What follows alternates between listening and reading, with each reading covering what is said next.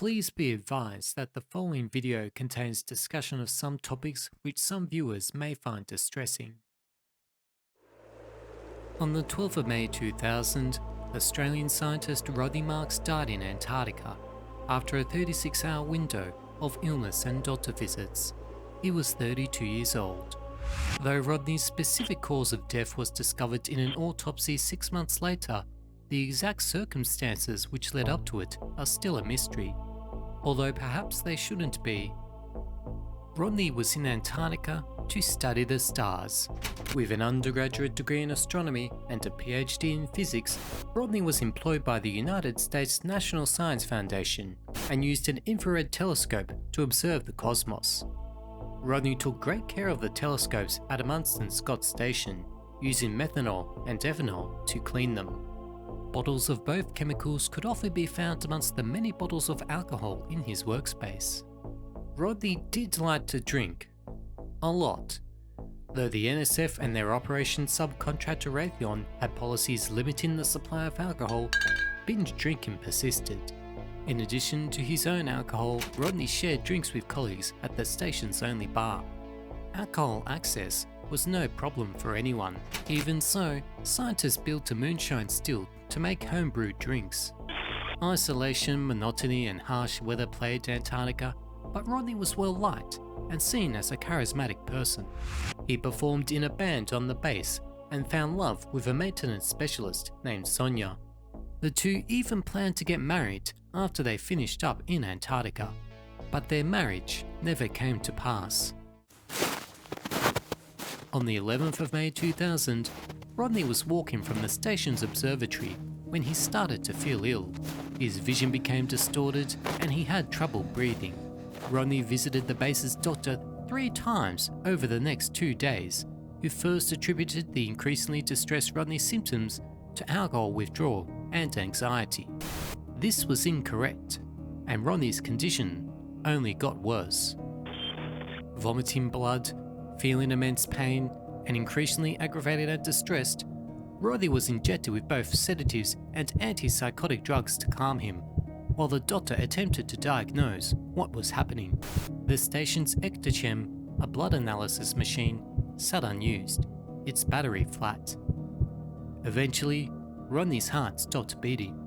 Sonia and other Antarctic staff attempted CPR and operated a ventilator to try and keep Rodney alive. They were unsuccessful. Rodney died on the 12th of May 2000 at 6 p.m. New Zealand time.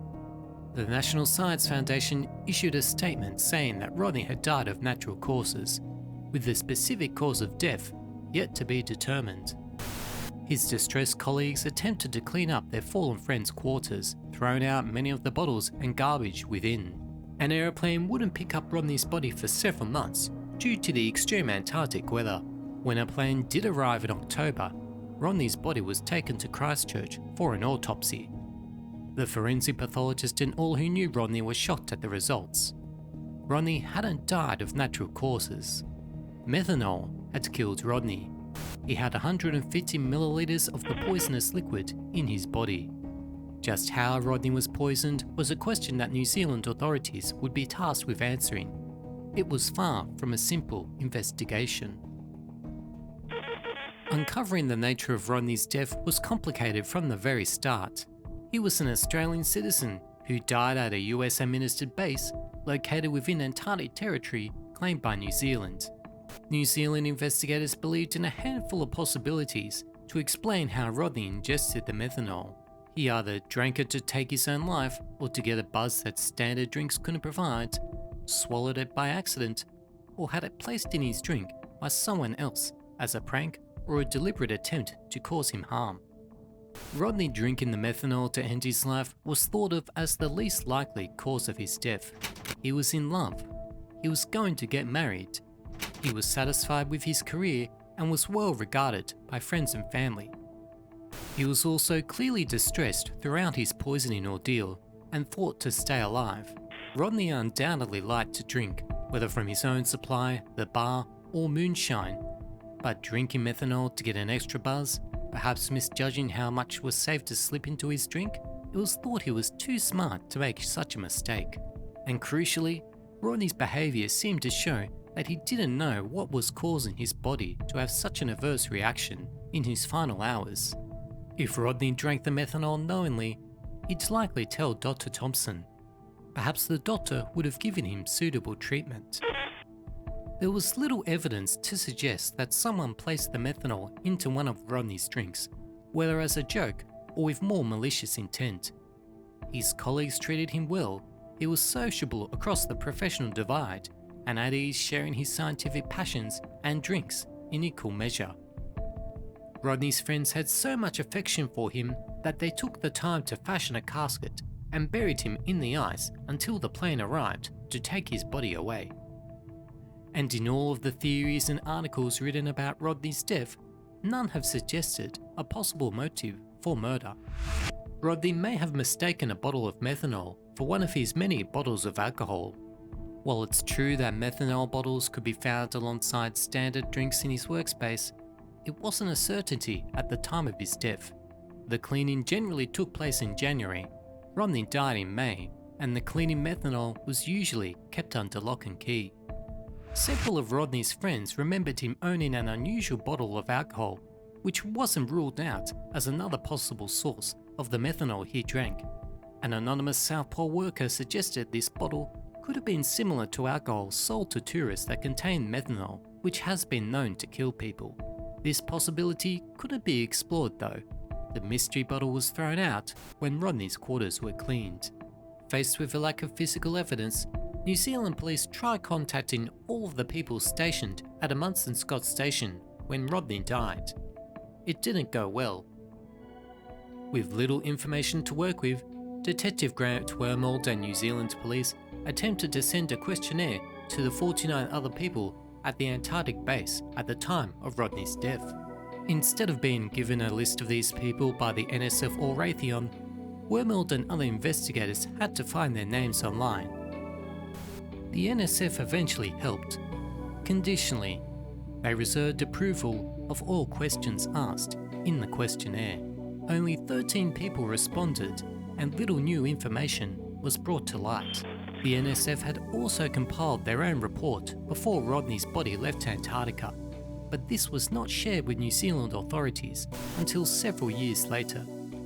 They claimed that their report dealt with the medical aspects of the case only, and sought to discover if Rodney's death identified risk factors for their own station staff.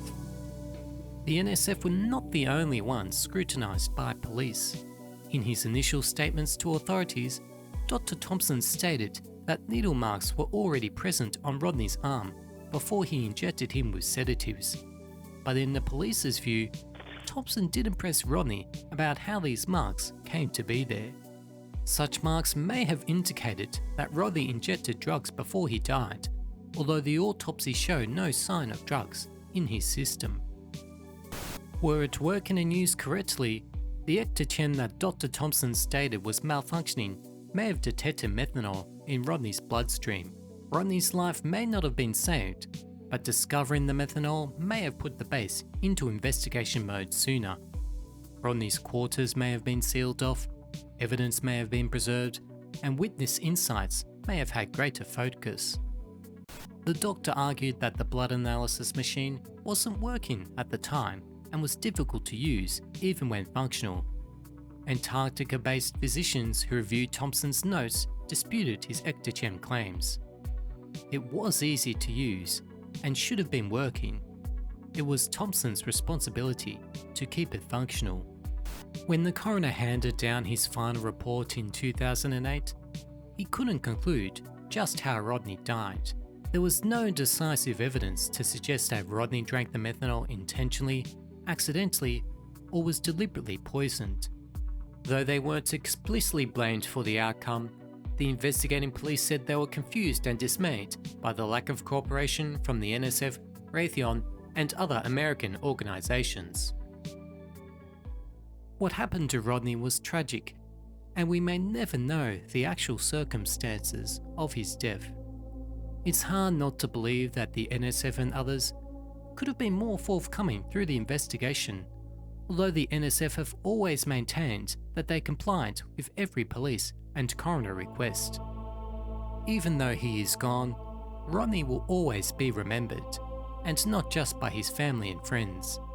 If you go to Antarctica today, you will see a plaque dedicated to Rodney alongside those of other scientists whose lives have been lost on the icy continent. Rodney's pursuit of knowledge continues to inspire.